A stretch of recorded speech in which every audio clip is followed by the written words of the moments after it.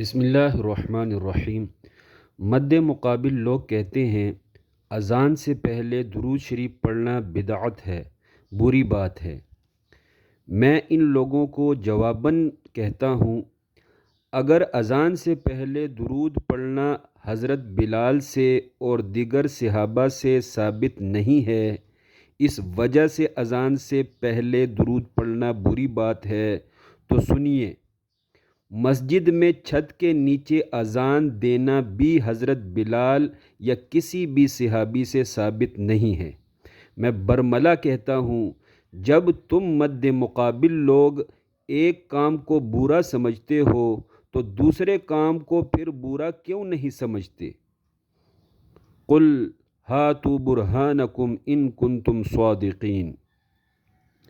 عزیز ساتھیو، مد مقابل لوگوں کے ہاں اچھی بدعت ہوتی ہی نہیں، تو پھر وہ ماہ رمضان کی یہ 4 بدعتیں کیوں اپناتے ہیں؟ پہلی بدعت، مساجد میں افطار دسترخوان سجانا۔ یہ بدعت آپ کو مسجد نبوی اور مسجد حرم شریف میں بھی نظر آئے گی۔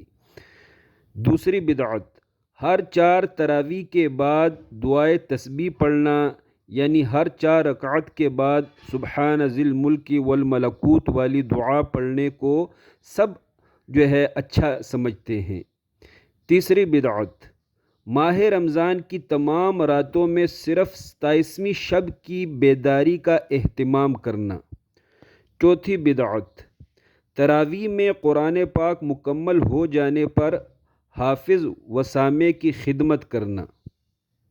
لہٰذا مد مقابل لوگوں سے میں یہ اپیل کرتا ہوں، ہٹ درمی چھوڑ دیجئے اور ہر اچھے کام کو برا کہنے سے باز آ جائیے۔